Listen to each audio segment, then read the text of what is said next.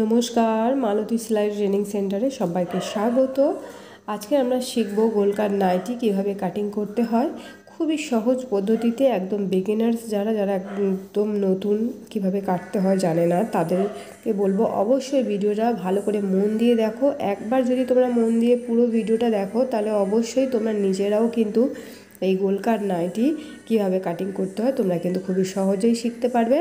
তাহলে চলো শুরু করা যাক। শুরু করার আগে একটাই কথা বলবো, যদি আমার ভিডিও তোমাদের মনে হয় যে হ্যাঁ সত্যি হেল্পফুল, কিছু শিখতে পারছি, তাহলে অবশ্যই ভিডিওটাকে লাইক করবে, শেয়ার করবে, আর এই ধরনের ভিডিও আগে দেখার জন্য অবশ্যই চ্যানেলটাকে সাবস্ক্রাইব করে নেবে। তাহলে চলো শুরু করা যাক। তো আমি এখানে দেখো, প্রথমেই কাপড়ের বহরটাকে আমি মেপে নেব যে কতটা বহর আছে।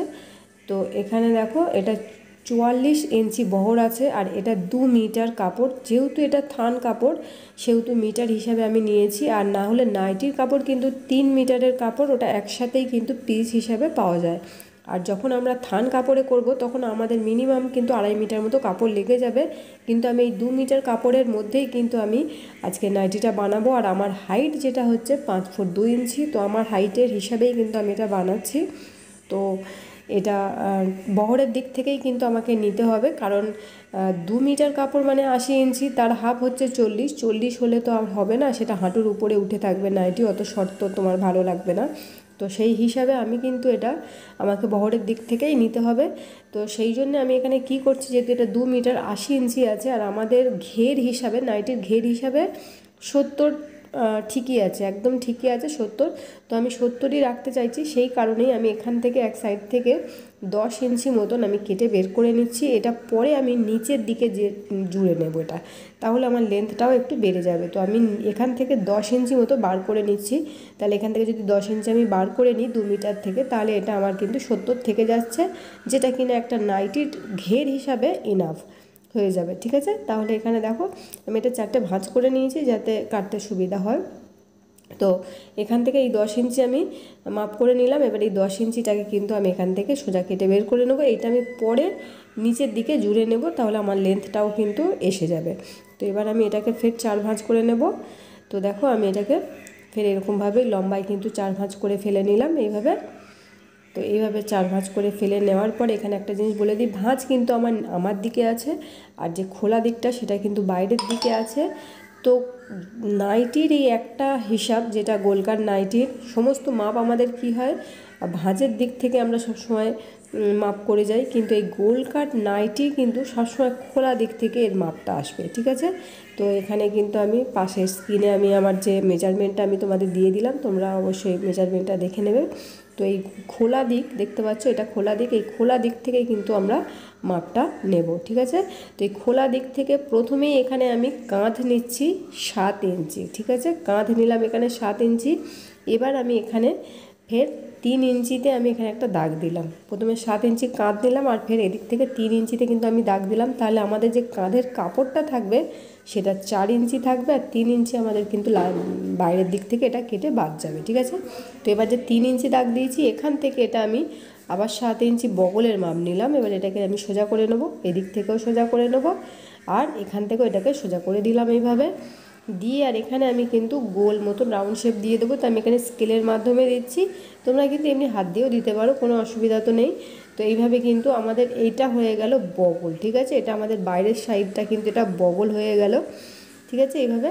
আর এবারে এখানে যে আমি কাঁধের মাপটা নিয়েছি, এই যে কাঁধের মাপটা, এখান থেকে কিন্তু আমাদের এবার আসবে গলা। এবার গলার ঝুল আমি কতটা নেব, এখানে আমি 6 ইঞ্চি নিচ্ছি। তো যে যতটা যে হিসাবে পড়ো সেই হিসাবে নেবে।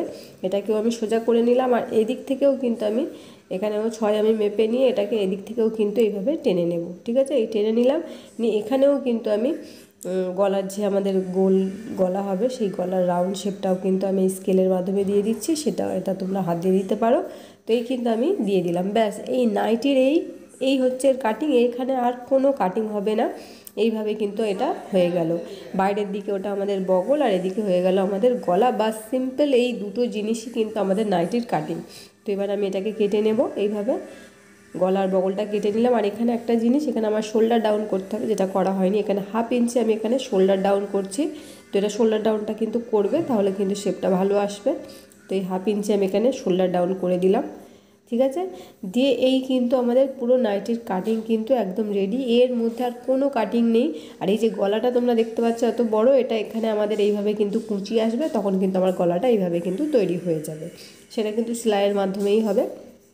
ঠিক আছে, তো এইভাবেই কিন্তু আমাদের, আশা করছি বুঝতে পারছো আমি যেভাবে তোমাদেরকে বললাম। আর এবার এই যে এদিকে জয়েন্টটা আছে, আমি এই জয়েন্টটাকেও কেটে নেবো এবারে এইভাবে। খুবই সহজ পদ্ধতি, খুবই সহজ পদ্ধতি, একটু মন দিয়ে দেখলে, যদি একবারে না বুঝতে পারো ভিডিওটাকে আরেকবার রিভিশন করে দেখে নিতে পারো।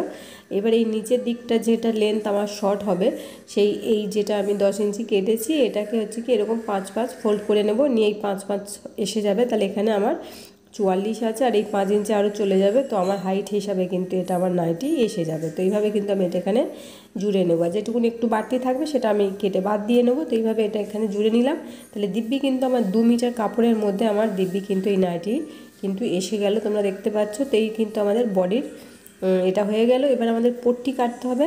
তো পট্টিটা আমরা কোথা থেকে কাটবো, এই যে আমরা গলা কাটিং করে যে কাপড়টা আমাদের বেরিয়েছে, তো হাতা বানালে তোমাদের এটা হাতাতে চলে যাবে, ঠিক আছে এইভাবে। আর বগলে যে টুকুনি বেরিয়েছে ওখান থেকে কিন্তু আমাদের পট্টি বের করে নিতে হবে। তো যেহেতু আমি এটা স্লিভলেস রাখবো, সেহেতু আমি এখান থেকেই পট্টিটা কেটে নেব। আর গোল গলার মধ্যে সব সময় কিন্তু ক্যাটচা পট্টি যাবে, মানে তোমার যেদিকে স্ট্রেচেবল হবে কাপড়ে সেদিকে। তো এখানে 1.5 ইঞ্চি চওড়া আমি এখানে দাগ দিয়ে দিচ্ছি পরপর, কারণ 1.5 ইঞ্চি চওড়াই পট্টি আমি কাটবো এখানে। তো কতগুলো 1.5 ইঞ্চিতে আমি দাগ দিয়ে দিলাম। এবার এগুলো সব পরপর এরকমভাবে কিন্তু দাগ টেনে নেব সোজা করে। তো সব সময় মনে রাখবে গোল কাট গলাতে কিন্তু সব সময় ক্যাটচা পট্টি লাগাবে, তবেই কিন্তু গলাটা শেপটা সুন্দর বসবে আর কি। তো এইভাবে কিন্তু দেখো আমি এই পট্টিগুলো কেটে নিচ্ছি।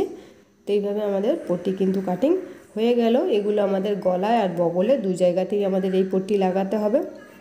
তো আশা করছি তোমরা ভালো মতো বুঝতে পেরেছো যে কিভাবে তোমরা এই নাইটির কাটিং করবে, খুবই সহজ একদম পদ্ধতি।